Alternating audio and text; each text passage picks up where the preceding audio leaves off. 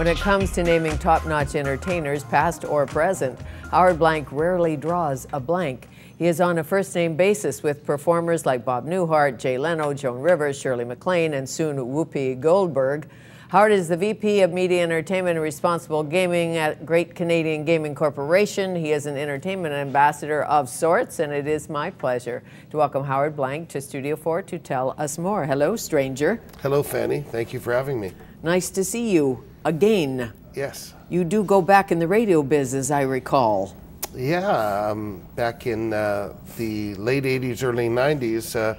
It's unheard of these days, but I sort of walked on to LG 73. And they were trying to change formats a little bit from all hits to a little more entertainment. So I was working in the film industry, so I would talk about who's in town. And then that moved over to CFOX for almost a decade, being their entertainment guy and having fun. You know, a part-time job, but still working as well. So, did you come from an entertainment family? Entertainment etched in your DNA at all? Well, I think so. My grandfather on my dad's side, who passed away before I was born, was a big entertainer. So they think he's a little bit of hymns inside of me. But I've loved film ever since I was a little kid. I mean, when I was 11 years old, I'd hop on the bus and head downtown from Kerrisdale and volunteer at the Vogue Theatre.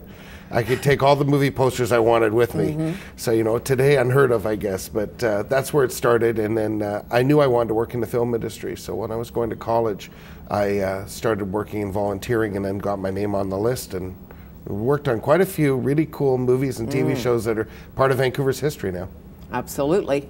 So the casino, the gaming, the entertainment business, hiring entertainment, figuring it all out. When did you know you wanted to do that? Well, when I got my marketing degree, another thing I first started doing was working at the P&E every summer to make some money in the casino there.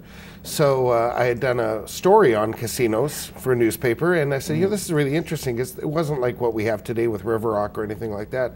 So I always sort of kept my hand in the fire with Great Canadian when it was a very small company and the charity-based.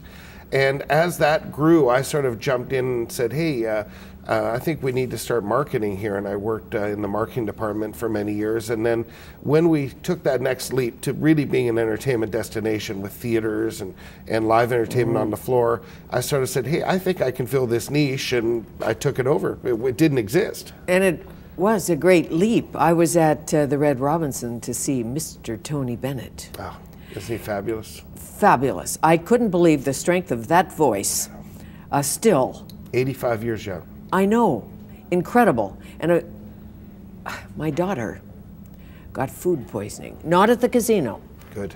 No, somewhere else. So I saw 2 Tony Bennett songs.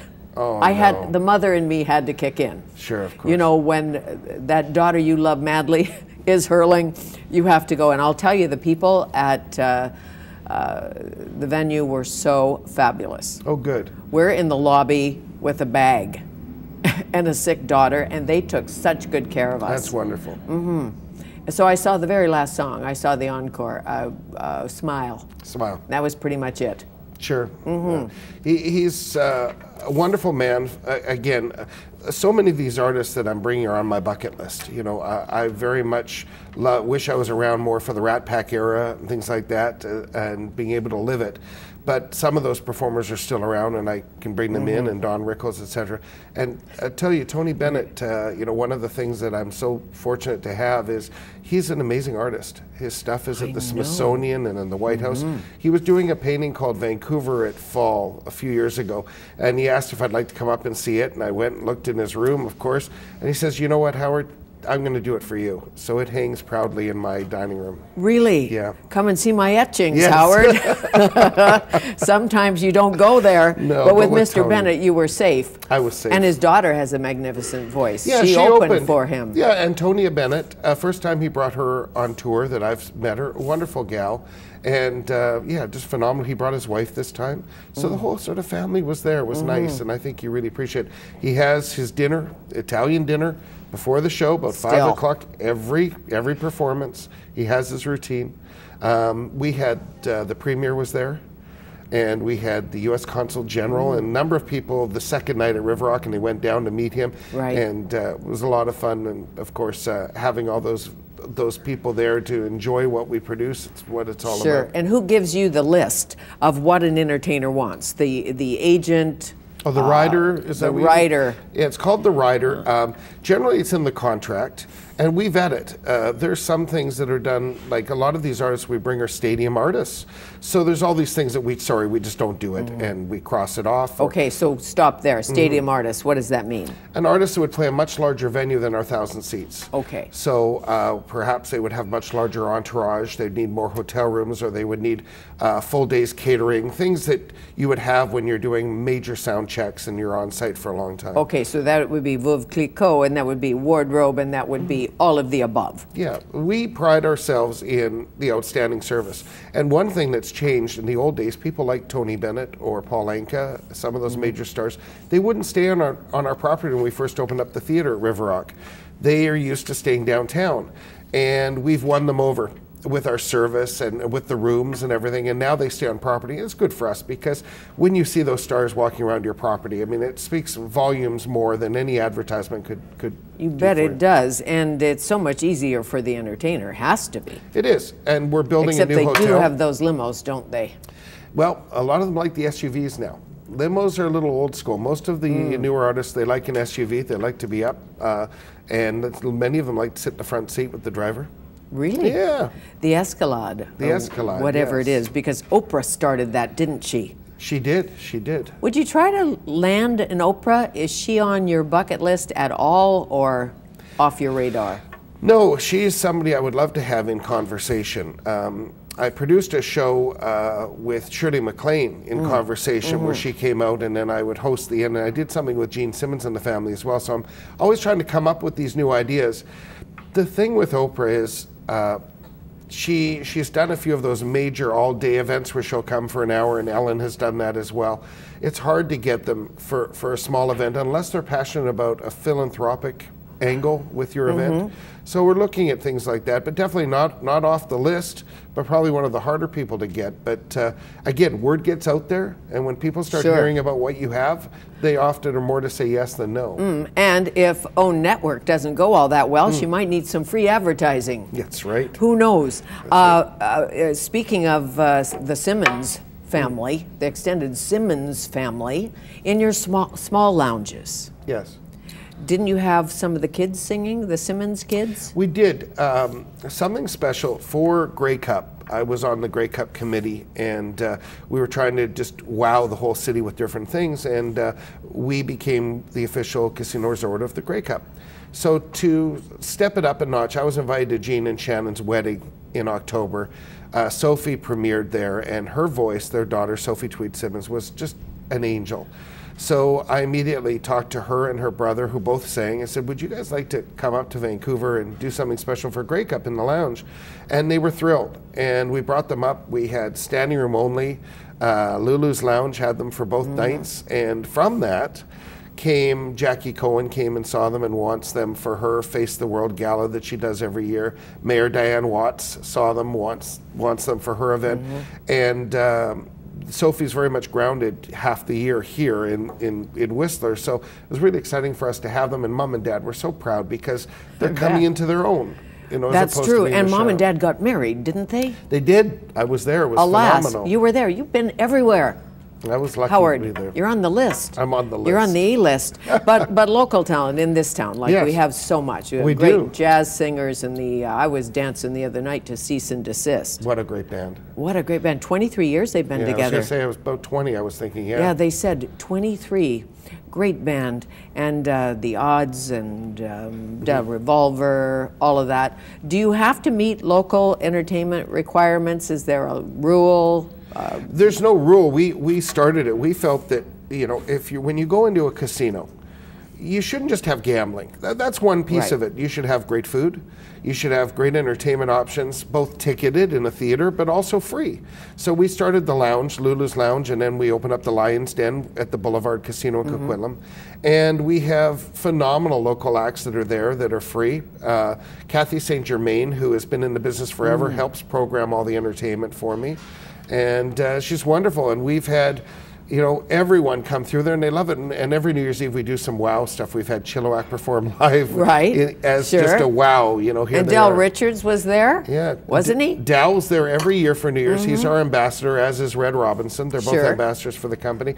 I'll tell you, for Tony Bennett on Saturday night, I walked out with Del and surprised, introduced him to the crowd, the audience standing ovation for a few minutes for him. I bet. Amazing. He'll still be leading that band when he's 109. Yeah. And he's going to be one of our hosts on this year's Variety Telethon next weekend. And you're part of that, big part of that. I am. I'm vice president of Variety. I think it's very important to give back. And Variety has that show business angle that I just love. And it also helps children and families with special needs. And there's nothing better than that than seeing smile on faces of children that are going through some pretty horrific things. I co-hosted it one year with Norm Grumman and Lloyd Robertson. At the Queenie? I was there. Yeah, it was hilarious because Lloyd and I can't dance, right? Or sing. Right. So it was difficult to be rah-rah sis boom bah on that stage. We got through it. No, you guys were great. But they didn't ask us back. That was the same year 21 Jump Street came out. It was. Yes. Sure, it was Depp. Yeah. Richard Johnny Grieco, Holly Robinson, the whole gang came out. One of the drivers, who was a Teamster, was also helping with the telethon. He brought them out, and I was the guy backstage making sure you guys were all. Yeah, I've got pictures. All happy. Deborah Harry, Kate, she was That's guest starring. right, Deb Harry, and then Ray Charles. Were you there? Yeah, I was there. The year we got Mr. Charles. You got a lot of pictures. Are they all up in your basement? Are they up in your office? Where are all those pictures? I have too many. You know, I put them all in my man room, and then my wife and I looked and went, "This is claustrophobic. It's like they're creeping in on you." So the nice thing is I've put them all electronically. So most are on my Facebook and things like that, and people get a chance to see them in the house. I've got a nice picture frame and they rotate. And then my favorites, you know, what I love is some of the letters I've received and some special mementos and things from people that, you know, touched me or I perhaps touched them. Like a car or? Never received anything a car. Like that? Well, you got a painting from Tony Bennett, got a painting from Mr. Bennett. I have about... How about Jay Leno? He's got a lot of cars. He does, and we talked about cars because at the time I was wondering what should I get, and he was telling me what's good, what's bad, and everything. He loves that. But here's an interesting fact with Jay Leno. He won't stay overnight. He'll fly right back home. He's very much a home guy, likes to be at home, will never do 2 nights away from home. Doesn't like to travel away from the nest. That's interesting, and he still beats Letterman in the ratings. I don't understand it. Yeah. What's that about? Yeah, I mean, when Middle America? You should know. You're in the entertainment business. I think you're right. I think Middle America. I think if you look at, perfect example, American Idol, Adam Lambert by far was probably the best person there. But because he was gay, he's not going to win. The 2 reasons why. One, there's the Middle America that won't vote for him. There's also the young girls. And if their dreams are dashed of marrying him, they'll tend to go to the next person. And they're the ones that really vote on those shows and make a difference. Understandable. And the complexities of this business. As you know, I had the opportunity to chat with Joan Rivers on radio. And she's coming back. I know. And she's elegant and eloquent and not the Joan you know on stage. Nicest thing. And she's a lot of controversy right now because on the new show with Melissa, she's smoking pot inside the car with her friend. That. And again, what is that? Well, that's a great ratings thing. Everyone's talking about Joan Rivers, and she's almost 80. Almost 80, and it's medicinal marijuana, we think. We think, you know, but she's in wonderful shape, a nicest lady, you know, backstage, you know, talk about some of these wonderful people. When she's done her performance and the meet and greet's over, every person who helped her, she brings a gift from her shopping channel products. Every lady gets a watch or jewelry. She gave something to my wife. It's just the way she is, and she's just the nicest lady, and, you know, she knows because she's been in it forever, and she knows, you know, the... And do you find those who have been in it forever, and I mentioned Joan Rivers because she filled in for Johnny Carson, the late Johnny Carson, and she didn't get the gig, and mainly because Middle America said, a female who's funny? No, I don't know. Well, why was that? What happened there, and this is a very sad story because it also goes to her husband committing suicide, is she took that Fox gig and didn't tell Johnny till the day before, and Johnny was heartbroken. Oh, that was it. Never spoke to her again, and Edgar was the one who pushed her there, and you know, we don't know exactly why he killed himself, but that was a very low point in her life. And, yeah, for sure. Know, many of these stars have had those low points, but they rise like a phoenix. Yeah, the devil's in the details always, isn't it? Howard Blank, our guest, will return.